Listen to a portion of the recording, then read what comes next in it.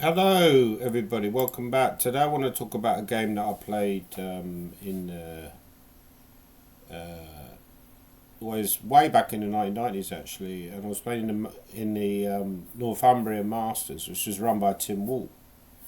Tim was well, I says I should say, he's quite a active organizer in the northeast and a nice guy. After this, actually, he went over to Russia and lived there for many years. He actually met a woman out there in Azerbaijan. They had a she was Azerbaijani, but I think he met her in Russia, and they had a couple of kids together. And she's living over in England now, um, but they're no longer together. I don't think. But anyway, um, yeah, so Tim had this idea that let's organise a tournament in the northeast. Now, actually, my family is from the northeast, or half of my family. So half of my family is Irish. There's quite an interesting backstory of my family from Ireland, actually, because a woman contacted me on Facebook and she mentioned how my great grandfather, who was called Patrick, got into trouble with the IRA. This was back in the 1920s, right? And that was the reason why my grandfather, who was also called Patrick, so a lot of people call Paddy from Ireland, weirdly enough, moved over to England with his brother. Um, and So my family history. I don't know if anyone else. Leave your comments below. Have you got an interesting family history or anything like that? But that's where my dad. My dad was born and grew up in Hove, which is obviously that's near Brighton. That's in West Sussex, I think, or East Sussex, sorry. And yeah, both his parents were Irish, but they were Irish, but they met in England. As far as my the other side of my family is concerned, um, basically my family was from the other side of my family. My mum's side was from the northeast. So my mum grew up near Durham, I believe, and her father met. I never met any of my grandparents, grandfathers actually. I met both my grandmothers, but I never met my grandfathers because they both died in the same year before I was born. I think it was 1970. They both died, sadly. So they both died quite young. But my grandfather on my mother's side was in the army, and that's where he met his wife. And so we had a family funeral recently. That was in Walsingham. So Walsingham, which is in Durham, it's a town in Durham. It's like in the kind of Durham Fells, Durham Hills, basically. Um, yeah, so where's a lot of my family's from. But anyway, the reason I mention all this is because I never really talked about my family history that much, and it's an interesting part of your life. As you get older, you start thinking about it more because you realise actually, you haven't got an unlimited time left either. So I was playing in this Northumbria Masters. I played pretty well. So just coming off the back of finishing second in the Major Open, I was staying in Tim Wall's house, which is in Forest Hall in Newcastle, and I generally commute into the venue, which was at a pub, so to get like the metro or something like that. And I was sharing a room with Gavin Wall. I was kind of sleeping on the couch almost, I think, with Gavin Wall and a guy called Ryan Razuk who'd won the Major Open. I lost him in the Major. I don't think I played him in this tournament, but I did play Gavin. But actually, Gavin is like he's a chess coach. He's based in London. Very bright guy, actually, Gavin. He's also a very good quizzer. He's a better quizzer than me. I mean, I'm not bad at quizzes, but Gavin is like very high level at quizzing. He's never appeared on, as far as I'm aware, he's never appeared on TV shows in relation to quizzing or anything like that. But he would be like pretty much near Chaser level or near Egghead's level, or if not even at that level. He's never competed in the World Championships, but he's a very good quizzer, and he's a regular quizzer around places like Richmond and stuff like that in pub quizzes. So the pub quizzes there are pretty competitive. People from London are obviously very bright, um, generally speaking. So yeah, it's tough. But yeah, Gavin also, obviously, because he's a good quiz, he had a good memory. So he was very good at blindfold chess as well. I used to play blindfold chess against him. So this line that appeared in the game, this helped me to get my first IM norm. And actually, I was in the paper for this game. I won in about 17 moves. But I remember I played some blindfold games against Gavin while we were staying in Tim Wall's house. And he kept playing this line in the Dutch, and I thought this line feels shaky. So I kind of worked out in my head, how to refute it. So I'll show you this game. It's funny actually, because now I normally go like knight d2 and then go e4 now. You can get a variation like this, and black often goes c5. In fact, in a much later version of the Northumbrian Masters, which I'd actually forgotten about, I lost to this Dutch Grandmaster, whose name I can't remember actually, but he's quite a strong player, right? And I was white in this game. Tim will be able to remember. Tim Wall. So there's Tim Wall and Gavin Wall. There's two Walls, right? But they're not related. They've just got the same name. And what was that guy's name? Gavin will be able to remember, because you remember all this. He even remember the helicopter pilot in the name of the helicopter pilot in the film Cliffhanger with Sylvester Stallone. That was a good film actually. We're up on the mountain, and there's the guy who played the serial killer is like his mate or brother or something.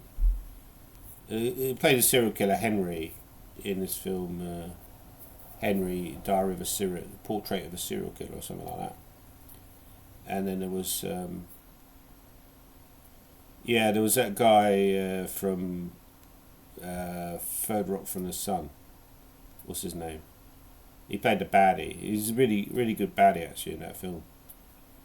And what's his name? John, was it? Something? It'll come to me in a minute. My memory's just gone. See, I'm not very good at quizzes.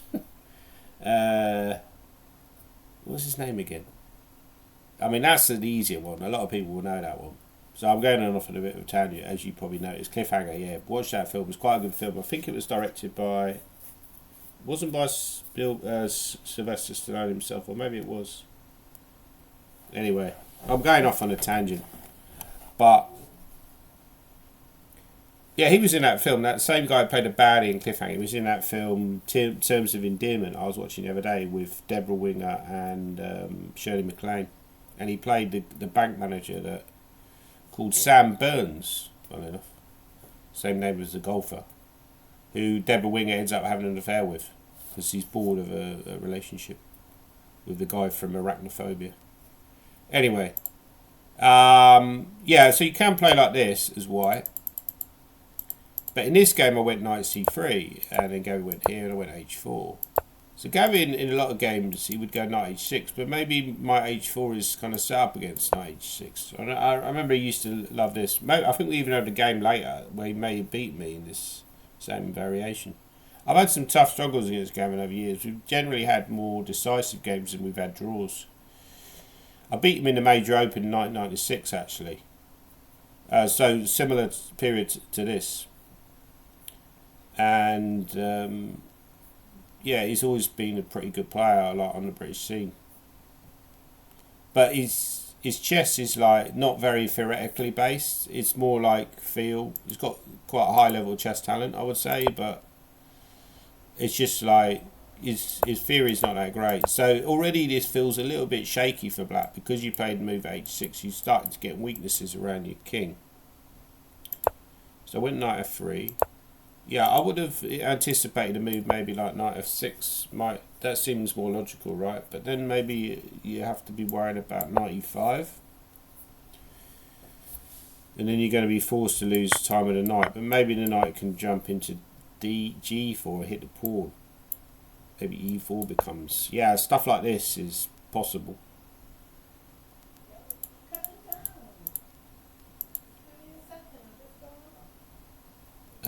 But Gavin played d6. So I went for the juggler with a move e4. I was a more active player than I am now. And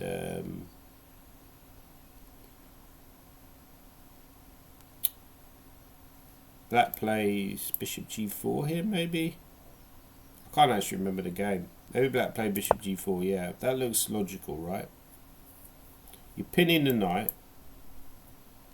So I played c3, which is a calm developing move. So that shows some ability already, that I'm willing to just not panic and just play a move like c3 calmly. Not worried about the pin. Now the move e5's, yeah, that's the move Gavin played. It kind of screams out that now. I mean, you could maybe simply develop with a move like queen d7. Maybe in hindsight, that's what Gavin should have done. This is the problem when you have a slightly shaky position like this. The danger is where you can really accelerate your result or your doom, if you like, is when you start getting too ambitious in a slightly shaky position. So e5 already, that's a slightly risky move because you're breaking out in the centre when you're underdeveloped. So I took, yeah, and then I played a very, very concrete move. That's kind of shows my style, which is bishop takes, and that was a good move actually. So I went queen a4, which is more or less obliging Gavin to retreat, I guess, or maybe he could have played queen d7. Yeah, because if he goes queen d7, possibly I intended to go bishop b5, right? And after this, can I take? Was that my idea? Yeah, because if you take with a pawn, you're suddenly left with a slightly lousy position, aren't you? I suppose you have to take with a pawn. I'm not sure what white does now though, because if you go here, there's, I guess you could play this, because here there's bishop g8, weirdly enough, and knight f6 and knight d7. You could get away with this. I'm not sure it's a great continuation. Equally, maybe you just do this, but then there's a queen g4 at the end. So not so clear. Maybe you played a weirdly undeveloping move, bishop f1. And then black's position is full of weaknesses, but this feels a bit slow. I suppose f3 is coming, but I'd be concerned that black would just castle. And then f3, not necessarily have to, there's no threat of queen d1 yet, so you could play f3, but then bishop f5. Probably had something better than all this, but I think maybe c6 was possible after all. Maybe just bishop e2, that makes a lot more sense, and then you're ready to just castle. So Gavin could have actually gone queen d7 after all. He went bishop d7 and now went bishop b5. Again, very concrete play by me. So what I was good at, and probably still to this day, was forcing the issue, playing actively, playing for the initiative. Where I'm possibly weaker is lacking patience, you know, to just manoeuvre around. You know, I'm always playing, you see even in this game, I'm always playing the most direct move. So I castled, a6 was played. And now I think I went queen b3. No, queen c4, right, yeah. I think here Gavin probably felt the pressure. It's not a good position for black. Or it looks unpleasant. Not sure what the threat is though. Is there actually even a direct threat? It just looks unpleasant.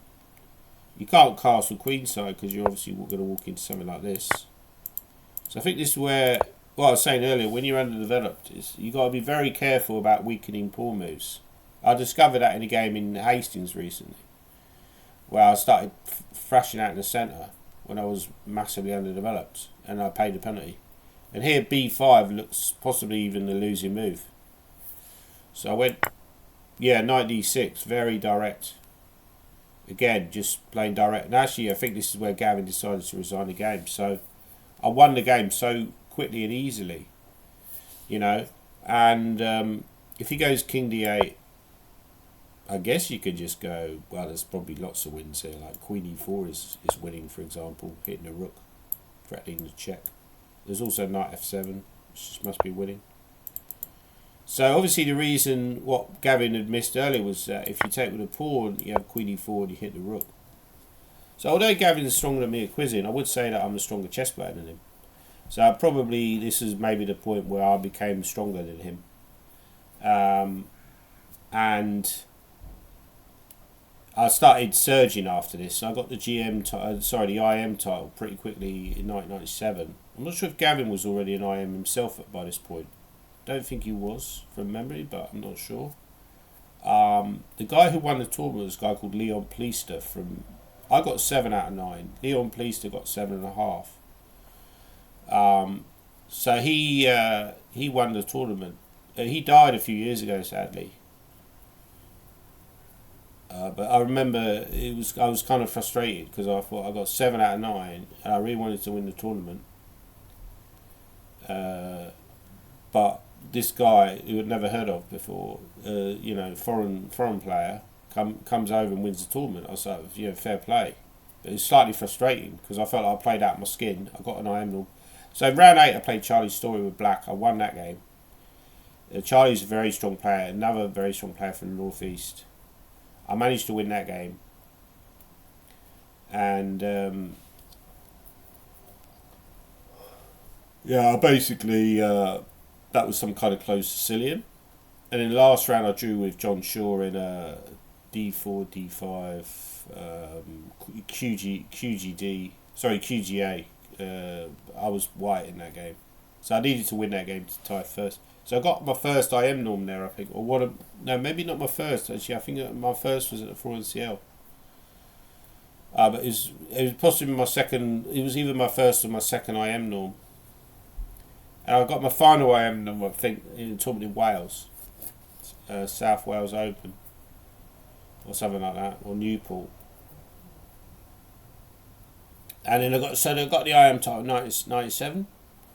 And then I really should have kicked on from there and spent like 4 or 5 hours. I was already more or less a professional chess player. I didn't do anything else at that time. So I should have been sat down. I should have been doing chess for 6 hours a day. Minimum. Maybe 8 hours a day. What's the working day? 9 to 5. Chess players don't do that though. The guys who do that are the super GMs. That's why they're the super GMs. Because they're doing chess all day, every day. So it's just going in like Flynn. I didn't do that. So, I should have. Well, I maybe had periods where, like, 2-week period where I might do 3 hours a day or something like that. From memory, I used to think it was like 6 hours a day, but in reality, it was probably, when you broke it down, it was probably only like 3 hours a day for maybe 2 weeks, and I wouldn't do anything for 6 months. So I should have been going after it and like really, really like doing chess incredibly. People used to talk about Matthew Sedder. They said, "Oh, Matthew Sedder would do 10 hours of chess a day." Incredible.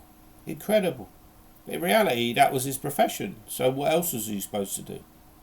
He was a hard worker, but you should be a hard worker if chess is what you're doing for a job. Okay, 10 hours is maybe a bit extreme, but, I think, like, if you're a chess professional, you should at least be doing 5-6 hours a day on chess. But, yeah, anyway, so basically got the IM title in 1997. I should really have got the GM. That's what I said. I should have kicked on and done lots of chess. I've mentioned this before in my tedious ramblings in the past, and but I didn't. And so basically, I'm gonna Google who's that Third Rock from the Sun actor. It's really bugging at me. Third Rock from the Sun. I'm going to cheat.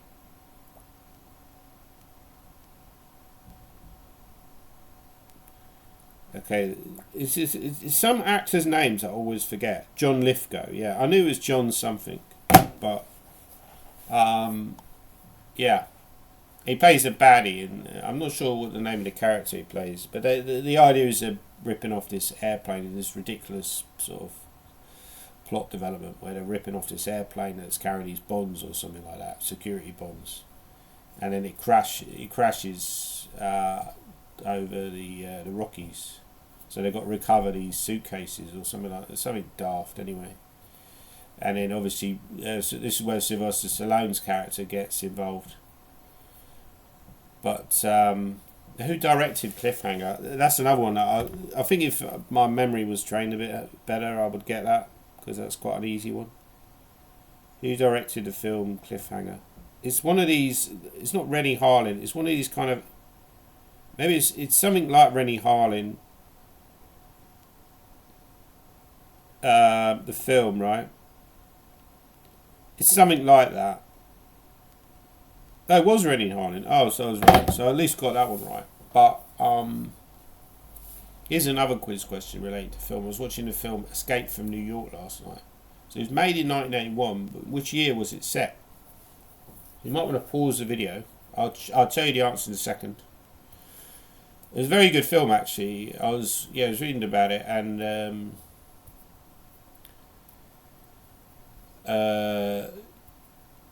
I was reading up on Lee Van Cleef. So Lee Van Cleef was in the film. He was more famous for being in westerns, and he plays a police chief.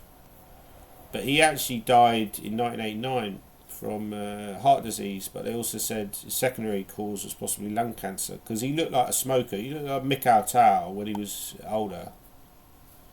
He was in his 50s when he died, I think, late 50s or something like that. I think he was late 50s, like 57 or 58. But he looked like he was in his 70s because he was a smoker, heavy drinker, and so he had a really old looking face. And Lee Van Cleef looked a little bit like that. He was like 56, 57 when he made that film Escape from New York, which was made in 1981.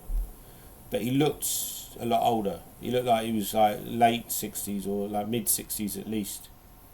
And it's funny that Kurt Russell is like his co-star, and Kurt Russell's still going now, like 40 odd years later. There's also characters in that. Like, this is an actor called Tom Atkins, who was also he was in The Fog, he was in Halloween 3. So he's quite famous for horror movies. And I thought he died, actually. I looked him up. He's still alive. Tom Atkins is still going. There's also Adrienne Barbeau. She's still going. She was in The Fog as well, I believe. And I think she had a relationship with the director, John Carpenter. So John Carpenter directed The Fog. He was most famous for directing Halloween. It's probably his most famous film. There's also The Thing, which was a brilliant... That's probably my favourite film of John Carpenter's. Anyone's seen The Thing? It's a great film. It's just basically a remake of The Thing from Outer Space or something like that, where they're in Antarctica and they dig something up. There was even a remake or a prequel to The Thing, which was made a few years ago, and it was with the actress who's dating Ewan McGregor. What's her name? See, I should really turn this into a quiz channel, because I'm much more interested in quizzes than I am in chess. What was her name again? See, was it Mary Elizabeth Winstead? It was in. She was in one of those Final Destination films, like Final Destination 3 or something like that, where they're in a fairground. And she was also in Death Proof with Kurt Russell, funny enough. So there's a Kurt Russell connection again. The Thing. And yeah, I should make that a quiz question. But yeah, The Thing was made in 1982, I believe. Halloween was 1979 or 78. Starring Jamie Lee Curtis. Who else was it? There was also Donald Pleasance, who was also in Halloween. He was most famous for playing the detective in Halloween, Loomis. And yeah, there was quite a few famous. But yeah, Lee Van Cleef was in. Great actor, actually. Like real sort of, you could tell on the film he had a real charisma. So it's a daft plot as well in Escape from New York, because they're basically. President, he's in a plane over New York. He's heading to Hartford, Connecticut, to give this speech, and his plane crashes over New York because it's been hijacked by these kind of liberation of America people, and it crashes over New York. And the idea is they send in Snake Plissken to rescue him. So you basically got the President of the United States and you send in one guy. I mean, wouldn't you send in like loads of people? But obviously they've threatened to kill him if you do. So that's the idea. But it still seems a bit far fetched, the whole thing. But it's a pretty good film, actually. So I recommend watching it. But it was actually based in 1997. So of course it's daft, because you think, well, 16 years later, the world is basically in some dystopian state.